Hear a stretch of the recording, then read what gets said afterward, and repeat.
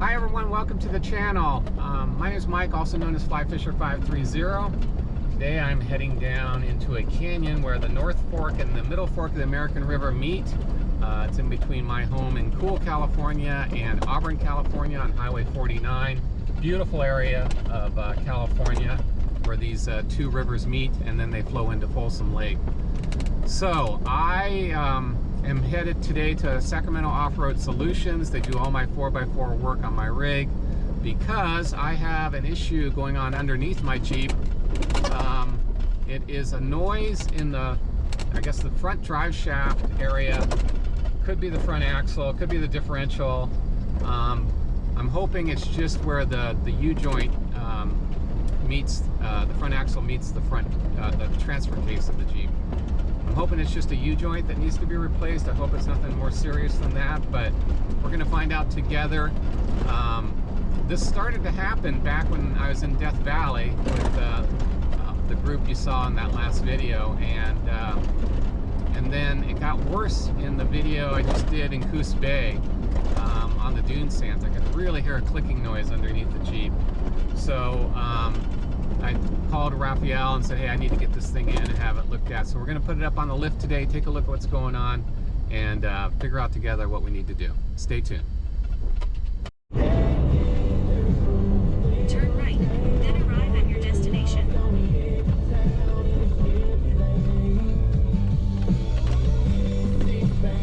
Arrive at Sacramento Offroad Solutions. Hi, Mike. How you doing? Good to see you. How's it going? Good.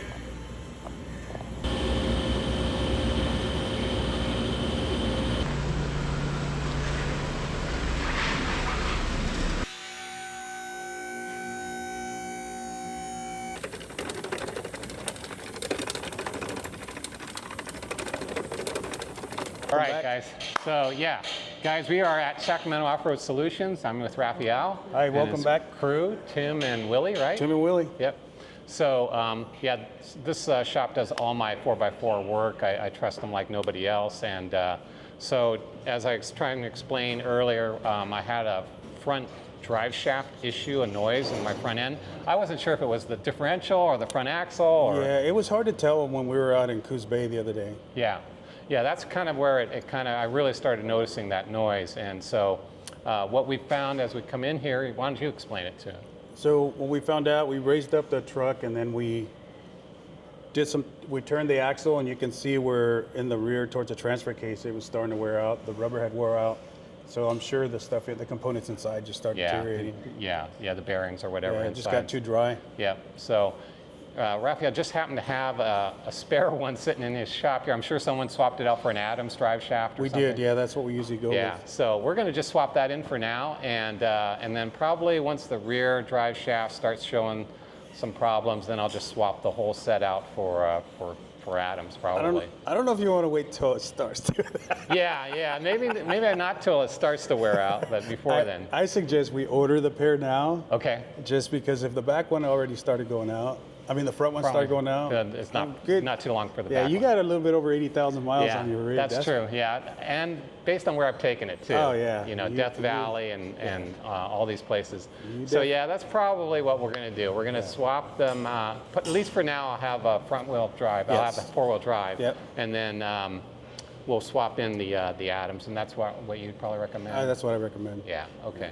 So that's what we'll get done. Sooner rather than later. I'm sure I'm going to have to write a checkbook out here today. So, all right, guys, stay tuned. We'll show you probably this dismantling today and putting in the swap out one for now, and then we'll come back when the new parts are in and show you the full install of the Adams Driveshaft. Sound good? Sounds good. All right, man. Thank you. There. It wears out. So, guys, we got this rubber boot here that's worn out on this original JK, and this is the problem right here. So we're going to swap it out with another one that they have already here and go with that. All right, so this is what it should look like, guys, compared to what we just saw there. So you can see this has an intact rubber boot. And do we know how many miles this has on it, Ralph? I believe this was a 2016 JK and it had 40,000. Oh, it's definitely half as much as mine. So we're going to roll with this today. There should be resistance when you're sliding this up and down. Yeah, do the other one.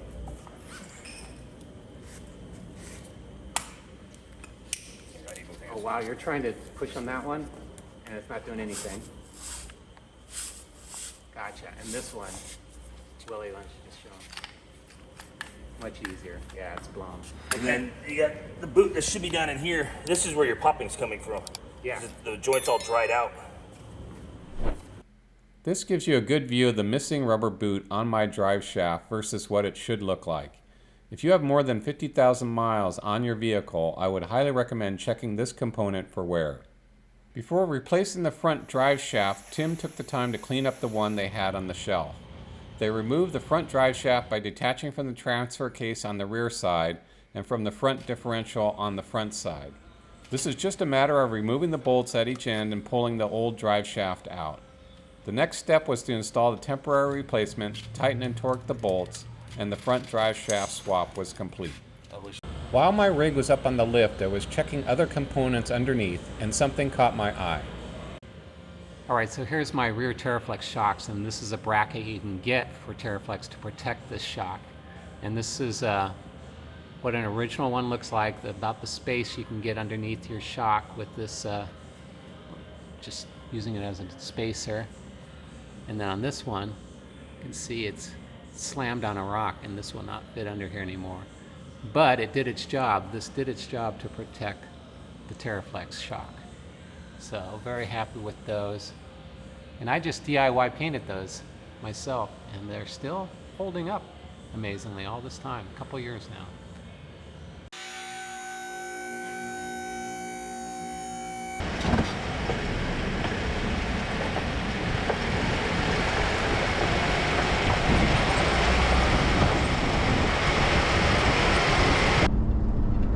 I'm heading back home. We've got the temporary front drive shaft put on, the used version, stock JK version that Rafael just happened to have in his shop sitting around. So that's great. That'll get me by until the new Adams Driveshafts come in. I am going to do new front and rear, so that'll be in the next video. And I am glad that we're doing this. I've always wanted to do Adams Driveshafts for this JK. And really glad that now I have a good reason to do it. I definitely got my use out of the stock drive shaft in the front, and the vehicle now has 90,000 miles on it. It is a 7-year-old vehicle now. It's a 2017 JK, so it's been averaging about 13,000 miles a year, and you know, that's not like a daily driver for me. Those are miles really put on in going places like Death Valley or Mojave or all over the backside of the Sierras. So those are some rough miles that have been put on this vehicle. And not surprising to me that the drive shaft has, you know, kind of worn out at this point. So really looking forward to those Adams Driveshafts. Stay tuned. That'll be the next portion of this video. All right, well, we are back at Sacramento Offroad Solutions, guys. It's been about a week since we pulled out the front axle and replaced it with a temporary version that they just happen to have on the shelf here, a used version. Right now, we just got some new Adams Driveshafts, and pretty excited. I've always wanted to do this to my Jeep, and so the guys here, Tim and Willie, are going to be installing them shortly. So let's get started. These are 1310 Extreme Duty drive shafts from Adams and are suitable for Jeeps with lifts up to 4.5 inches and 37-inch tires. This drive shaft comes with either greasable or non-greasable U-joints. I chose the non-greasable version as there is no grease fitting in the middle of the U-joint, which can make them more vulnerable to failure. I was also under the impression the stock JK had removable U-joints, which they do not. So this will make the Jeep much more serviceable in the future, having U-joints with a removable retainer spring. So for the front drive shaft, the first things to do are to remove the bolts attaching to the transfer case and front differential. After that, we remove the transfer case nut using a 1 1/4 inch socket and then knock out the transfer case yoke.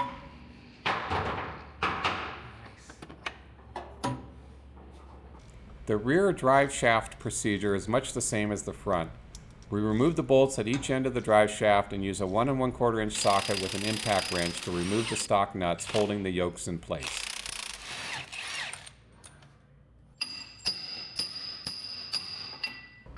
New or existing OEM seals are installed into the yokes and the nuts torqued to 160 foot-pounds.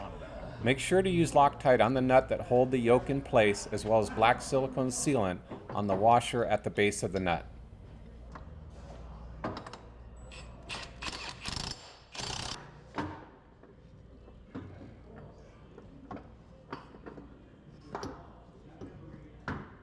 I should have grown another 5 inches.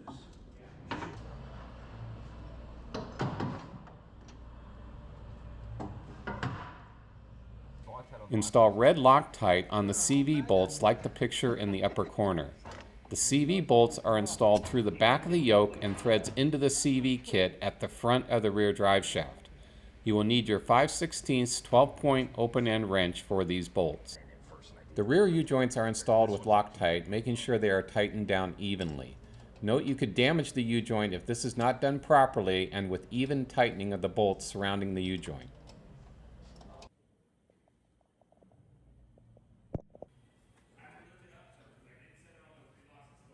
Well, thanks for watching. I'm really happy with these new drive shafts.